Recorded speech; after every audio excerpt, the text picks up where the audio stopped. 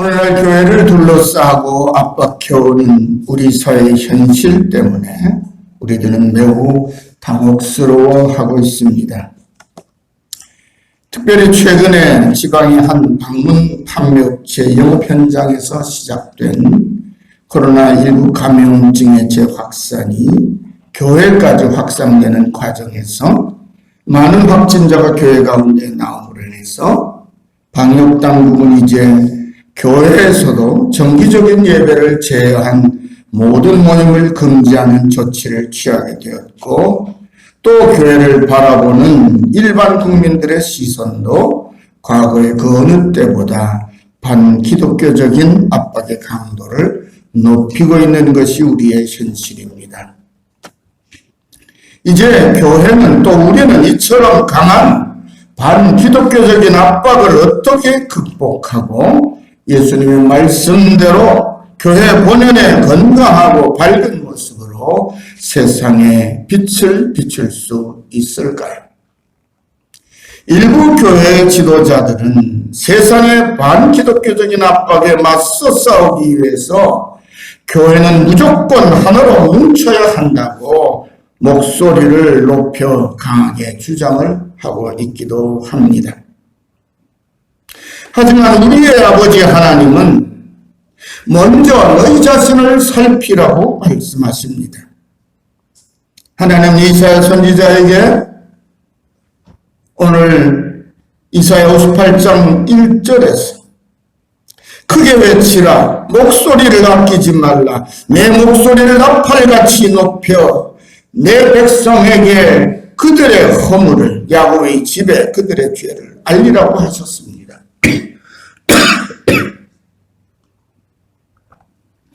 죄송합니다.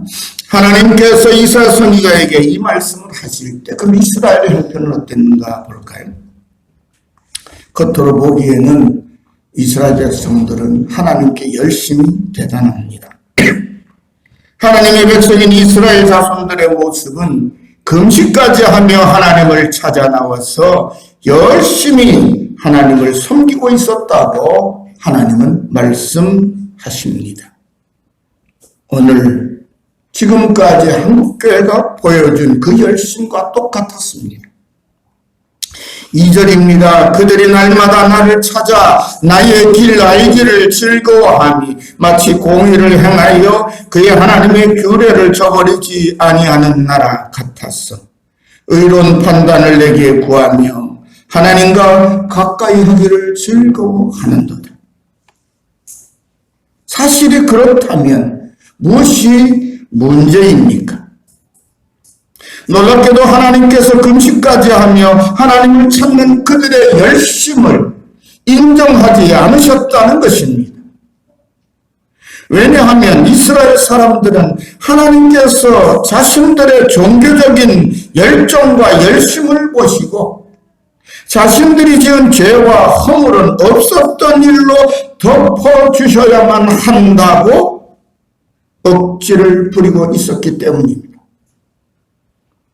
요즘 흔히 쓰는 말로 하면 자신들의 종교적인 열정과 열심과 자기들이 지은 죄와 허물과 톡치게 하자는 겁니다.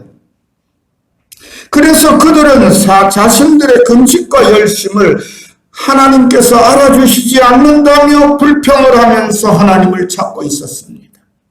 3절 상반절인데 우리가 금식하되 어찌하여 주께서 보지 아니하시오며 우리가 마음을 괴롭게 하되 어찌하여 주께서 알아주시지 아니하시나이까? 그들의 이런 억지 주장에 대하여 하나님께서 이렇게 대답하십니다. 보라, 너희가 금식하는 날에 오락을 구하며 온갖 일을 시키는도다.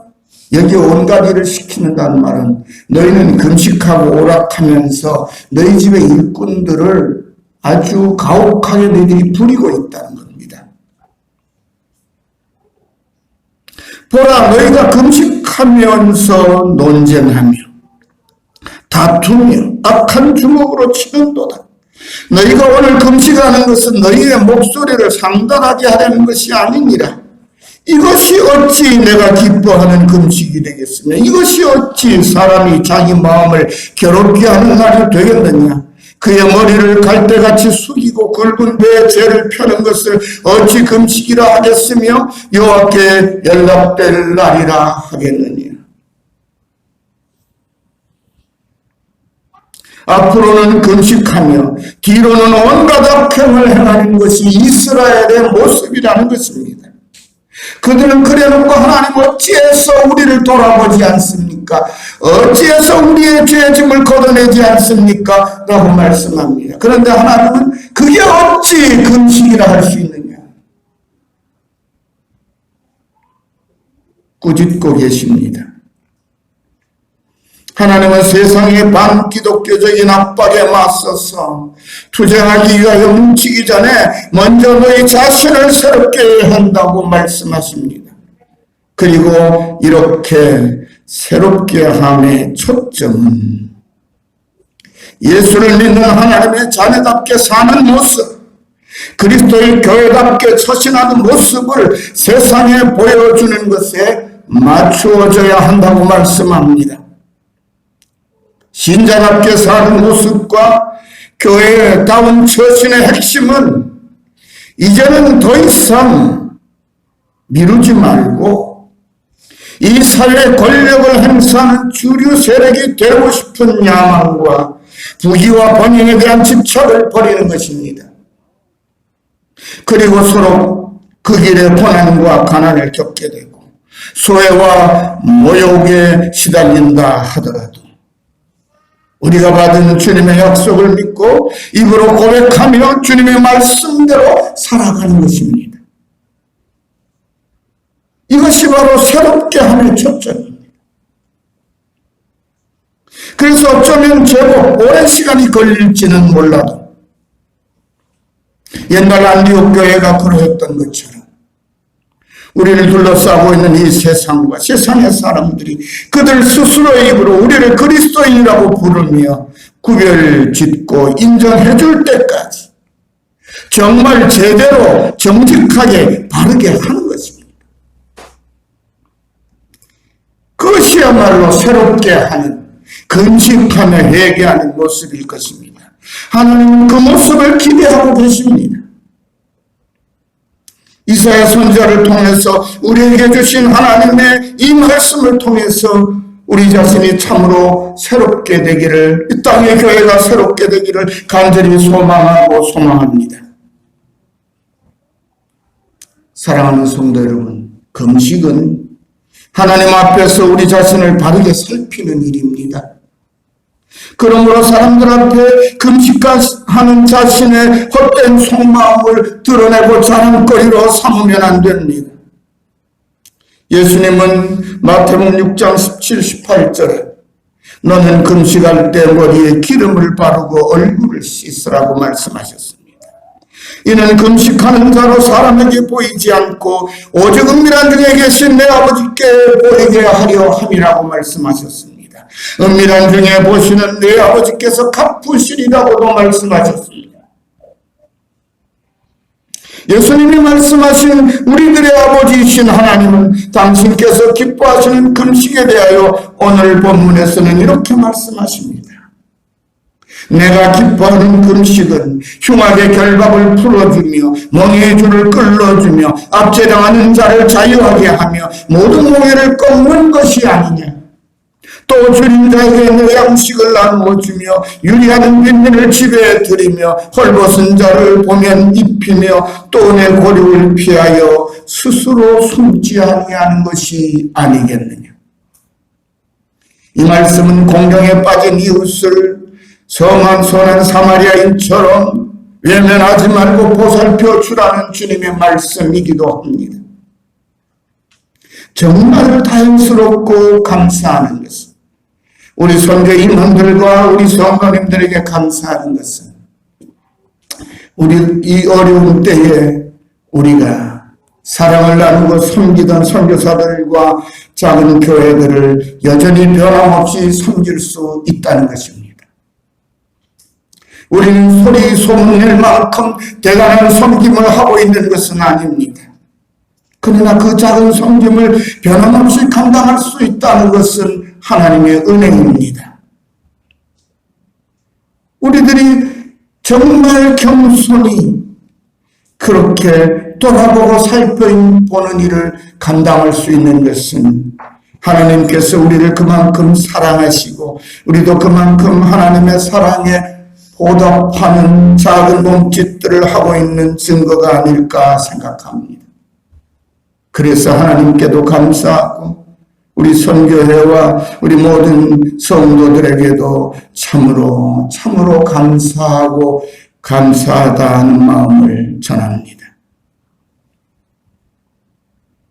이제 아버지께서는 당신이 기뻐하시는 금식을 행하는 우리를 보시고 당신께서 어떻게 은혜롭게 응답하시는지를 말씀하십니다. 그리하면 내 빛이 새벽같이 비칠 것이며 내 치유가 급속할 것이며 내 공의가 내 앞에 행하고 여호와의 영광이 내 뒤에 호위하리니 네가 부를 때에는 나 여호와가 응답하겠고 내가 부르짖을 때는 내가 여기 있다 하리라. 할렐루야. 우리가 하나님의 응답을 언제 받을 수 있느냐? 하나님이 친히 가르쳐 주신 말씀입니다. 우리가 하나님을 부를 때 하나님이 응답하시고 우리가 부르짖을 때 하나님이 내가 여기 있다고 당신을 드러내는 것은 우리가 돌아보아야 할 자를 돌아보며 그것이 우리가 금식하며 매달리며 우리의 욕심을 주 앞에 구하는 것보다 훨씬 더 하나님께서 기뻐하시는 금식의 자세요 헌신의 모습이라고 지금 우리에게 말씀하시는 것입니다. 사랑하는 성도 여러분, 그리고 하나님은 계속해서 우리에게 새로운 변화를 위한 결단을 촉구하시며 더욱 은혜롭고 풍성한 보상을 약속하셨습니다. 만일 네가 너희 중에서 몽요와 손가락질과 험한 말을 제하여 버리고 줄인 자에게 내 심정이 동하며 괴로운 자의 심정을 만족하게 하면 내 빛이 흑암 중에서 떠올라 내 어둠이 낮보같이 될 것이며 여호와가 너를 항상 인도하여 메마른 곳에서도 내 영혼을 만족하게 하며 내 뼈를 견고하게 하리니 너는 물된 동산 같겠고 물이 끊어지지 아니하는 샘 같을 것이라. 내게서 날 자들이 오래 황폐된 곳을 다시 세울 것이며 너는 역대의 파괴된 기초를 쌓으니 너를 일컬어 무너진 데를 보수하는 자라 할 것이며 길을 수축하여 거룩할 곳이 되게 하는 자라 하리라. 할렐루야. 교회를 다시 세우는 일은 강남의 요지에 넓은 땅을 마련하고 1,000억이 넘는 빚을 내어 높은 건물을 기념비적인 예배당을 짓는 데 있지 않다는 것입니다.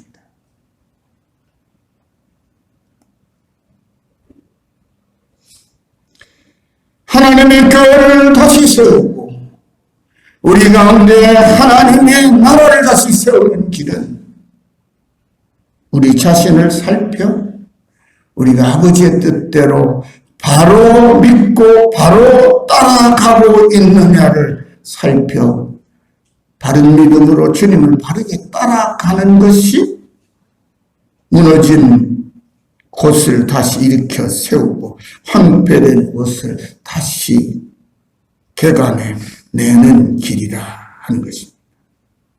그럴 때에 우리는 물된 동산 같고 물이 끊어지 않는 샘 같은 교회를, 그런 아름다운 믿음의 가정을, 그렇게 귀한 우리 자신의 믿음을 바로 세우게 된다는 것입니다. 사랑하는 성도 여러분, 깊은 산속 옹달샘은 어디로부터 흘러나온 것인지는 몰라도 자기 속에서 솟아오르는 맑은 물을 끊임없이 흘려보내면서 자신을 깨끗하게 유지합니다. 저는 예전에 농장을 많이 만든 사람인데, 농장을 만들려면 제일 먼저 뭐가 필요하냐면 물이 있느냐 없느냐입니다. 두 번째로 요즘에는 전기가 가까이에서 땡겨올 수 있느냐 없느냐. 전기 없이는 아무것도 못하는 세상이니까요. 근데 전기보다 먼저가 뭐예요? 물이 있느냐 없느냐예요. 그래서 골짜기를 찾아서 물을 끌어올 수 있는 데를 먼저 살핍니다. 농장을 만들어 달라고 제게 연락이 와서 제가 갑니다. 하면 제가 물이 있느냐 없느냐 골짜기를 뒤지면 사람들이 그럽니다. 아니, 여기다 건물을 어떻게 짓고 여기다 어떻게 농장을 만들지는 얘기 안 하고 왜 골짜기만 더듬고 다닙니까? 저보고 그렇게 물어요. 수도가, 상수도가 골짜기까지 갈 리는 없잖아요. 그 골짜기에 이분이 할 수 있을 만한 터 위에 이분이 만들고 싶어하는 농장을 만들 수 있을 만큼의 충분한 물이 있느냐 없느냐를 찾는 것이 급선무죠. 왜요? 그 물은 생명수이기 때문입니다. 그래서 골짜기에서 물을 찾습니다. 그런데 물이 퐁퐁, 적은 양이라도 계속해서 퐁퐁 솟아 흘러 골짜기에 물이 흐르고 있으면 됐습니다 라고 말할 수 있습니다. 그곳에 작은 웅덩이를 만들고 거기에 물을 끌어올 수 있는 파이프를 연결해서 묻어 내려와서 농장이 있는 곳에 큰 물탱크를 하나 만들어 놓으면 24시간 솟아오르는 그 물이 모여서 적어도 하루 30톤, 40톤 이상의 물이 모일 수 있다면 자그마한 농장을 하나 시작할 수 있다는 거죠. 그런데 그런 골짜기에 물은 겨우 흐르는 것 같은데 물 근원을 발견하지 못하면 저는 농장을 만들자고 권하지를 않습니다. 많은 분들이 제가 그런 조건을 달고 농장을 하고 못하고 얘기하니까 어떤 분은 당신이 안 해주면 내가 하지. 그리고 목수들 불러가 뚝딱뚝딱 집 짓고 아무리 뭐 어디서 가져와도 가져오지 쉽게 생각합니다. 그런데 가뭄이 오고 물이 마르기 시작하면 그때부터는 난리가 나는 거죠. 트럭을 가지고 물탱크를 싣고 물을 아무리 실러 날라도 그 물을 감당해내지 못합니다. 여러분, 골짜기에 옹달샘 하나가 이렇게 생명을 살리는 물의 근원이 된다는 사실을 여러분은 아십니까? 어디서부터 흘러나온지는 저도 모릅니다.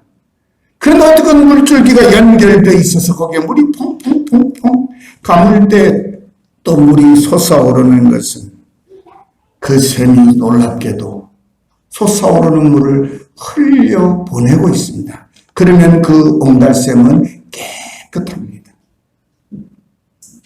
그런데 어느 날부터 샘솟던 물길이 끊어져 메말라가는 그 작은 샘터에 수많은 낙엽이 쌓여서 그 맑았던 생명의 샘이 썩기 시작합니다. 그리고 그 아래로 골짜기에는 물이 흐르지 않게 되고 수많은 물고기들과 가재와 도롱뇽과 개구리 같은 것들도 살지 않게 됩니다. 귀한 생명들이 죽거나 그 골짜기를 떠나가 버렸습니다. 지금 우리의 모습이, 우리 한국교회의 모습이 바로 그렇게 황폐하게 변하여 가고 있는 것은 아닌가 하여 몹시 염려가 됩니다. 우리와 한국교회는 오래전부터 더 많은 것을 움켜쥐고 또 더 많이 받아서 채우고 또 더 많이 채우는, 그래서 하나님께 받은 은혜로운 생명수를 세상으로 흘려보내지 못하고 그러다가 이제는 위로부터 오는 생명수가 끊어져 채우는 것들이 썩어가는 웅덩이가 되고 있는 것 같아 마음이 두렵기도 합니다. 흔히 하는 말들 가운데 거름더미가 있는 곳에 파리떼가 꼬이듯이 돈이 있는 곳에는 부정과 부패가 함께 한다고 하는 말처럼 세상의 부귀영화와 권력을 탐하며 그 권력이 집중되는 것도 결국은 부패하고 타락하고 말지요. 오늘 이 땅의 교회가 왜 이렇게 어려움을 겪고 곤욕을 치르고 있습니까? 여러분, 연세 드신 분들 가운데는 옛 고향에 돌아가면 동네 한복판에 온 마을 사람들이 길어먹던 우물물이 상수도를 쓴 이후로 말라버린 우물이 되어 있는 것을 보시는 적이 가끔 있으실 겁니다. 혹시 여러분들 가운데 여러분의 고향에 정들었던 우물이 메마른 우물이 되어서 덮어버렸거나 아니면 그 메마른 채로 방치되어 있는 우물을 보신 분 있으면 한번 손 들어보세요. 돌아 계시죠? 그 왜 그랬을까요? 옛날엔 그렇게 잘 사용했던 우물들이에요. 옛날에 어른들이 이렇게 말합니다. 우물물은 계속 퍼내고 퍼내야 물구멍이 막히지 않아서 물이 계속 나온다는 거예요. 마찬가지로 골짜기의 옹달샘도 솟아나오는 물을 계속 흘려보내지 않고 채우겠다고 가두고 옹달샘의 둔덕을 높이고 높여서 많은 물을 모아보겠다고 계속하면 물구멍이 막혀서 그러면 그 다음에 물이 안 흐르게 돼요. 어딘가로부터 물이 흘러오는데 흘러가도록 내버려두면 물구멍이 유지가 돼서 물이 흘러가면서 옹달샘도 살고 골짜기도 살리는데 물을 모으느라고 물의 흐름이 끊어지면 그 흐름을 따라서 흘러내려오는 물이 멈추게 되고 그 멈추는 곳에 흙이 무너지서 막히고 자기도 모르는 새에 낙엽이 쌓이고 그러면 그 샘은 다시는 골짜기에 물을 흘려보낼 수 없습니다. 그런데 욕심으로 뚝을 높이듯이 쌓은 사람은 물이 솟아오르는 모습이 보이지 않으니까. 왜요? 물이 많아져서. 그러니까 물은 계속 나오겠거니 와 점점 많이 모이는구만 좋기만 합니다. 근데 어느 순간 그것이 막혀버립니다. 지금 한국교회가 그런 답답함에 처한 것 아닌가 하는 답답함이 저의 가슴 속에도 있습니다. 여러분의 가슴 속에도 아마 그 답답함을 느끼실 것 같습니다. 낮은 곳으로 흘려보내지 않고 고여있는 물은 웅덩이가 아무리 깊고 넓어도 언젠가는 썩어 죽고 맙니다. 하지만 끊임없이 솟아오르는 옹달샘은 아주 작지만 계속 맑은 물을 흘려보내어 계곡의 많은 생명을 살리고 큰 강을 살려냅니다. 홍수로 강물이 온통 혼탁해져도 며칠이 지나지 않아 이내 맑은 강물이 다시 흐르게 되는 것은 수없이 많은 작은 옹달샘들이 깊고 깊은 산속에서 이름없이 끊임없이 흘려보낸 맑은 물 때문이라는 사실을 생각하고 그 옹달샘에 고마워하는 사람은 그렇게 많지 않습니다. 하지만 강물은 처음부터 그렇게 큰 강이 아닙니다. 작은 옹달샘과 실개천에 이어져 있는 것이 살아있는 강의 모습입니다. 바로 그렇게 이름 없는 수많은 옹달샘과 실개천이 오염된 강과 바다도 살려냅니다. 옹달샘에서 솟아오르는 맑은 물은 본래 하늘에서 내려온 것입니다. 그렇게 하늘로부터 내려받은 샘물이 아래로 흐르고 흘러 세상에 생명을 주는 큰 강들이 된 것입니다. 성도의 소명이, 교회의 소명이 바로 그런 하늘로부터 받은 맑은 생명의 물을 끊임없이 흘려보내는 옹달샘 같은 것입니다. 지금 많이 힘겹고 어렵지만 우리가 끊임없이 세상으로 생명수를 흘려보내면 머지않아 세상은 우리가 몸담고 섬기는 예수님의 교회를 세상을 살리는 은혜로운 생명수가 흐르는 소중하고 귀한 강처럼 바라보게 될 것입니다. 그 아름답고 복된 날을 미리 바라보면서 사랑하는 우리 열린 가족 한 사람 한 사람 모두가 이름 없는 작은 옹달샘이 되시기를 축원합니다.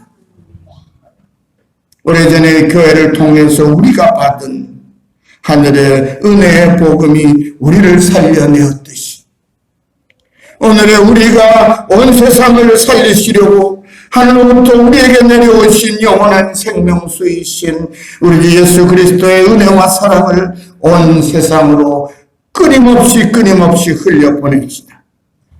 그리함으로 먼저는 이름 없는 작은 옹달샘인 내가 살고 예수의 생명으로 충만하고 우리가 함께 섬기는 교회와 우리의 삶의 현장인 세상을 살리는 은혜롭고 복된 그날이 하루빨리 오기를 우리 아버지 하나님의 마음을 담아 간절히 소망하며 축원합니다. 기도합시다. 하나님 아버지 감사합니다. 저희들은 항상 유명한 자가 되고 싶은 유혹을 받습니다. 우린 누구보다 많은 것을 가진 부자가 되기를 소망합니다. 우리는 다른 사람보다는 힘이 있는 그런 사람이 되고 싶어 합니다. 그러나 그러한 자리에서 하나님의 뜻을 이루는 생명을 살리는 일은 일어나지 않고 생명을 해하는 일들이 끊임없이 일어나는 것이 세상의 모습입니다. 하나님의 자녀로 부르심을 받은 저희들이 이곳에 세워주신 작은 교인 저희 열린교회가 그리고 이 땅에 복음으로 한때는 세상을 밝혔던 한국교회가 이제 다시금 솟구쳐오르는 샘물처럼 생수를 받아 흘려보내는 옹달샘의 소명을 책임있게 감당하기 위하여 우리 자신을 살펴 아버지께로부터 오는 은혜와 축복과 평안의 통로가 막혀버린 것은 없는지, 그래서 우리들이 썩어 들어가고 있는 것은 아닌지 한 번 더 깊이 성찰하는 회개의 모습을 이루게 하옵소서. 그리함으로 우리도 살고 우리가 속한 교회와 세상을 살리는 하나님이 기뻐하시는 아름다운 주의 자녀들이 되게 하옵소서. 예수님의 이름으로 간절히 기도드리옵나이다. 아멘.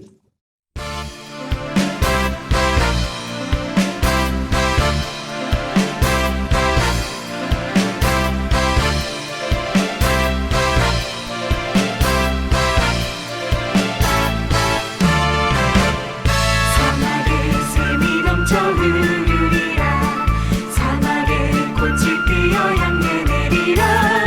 주님이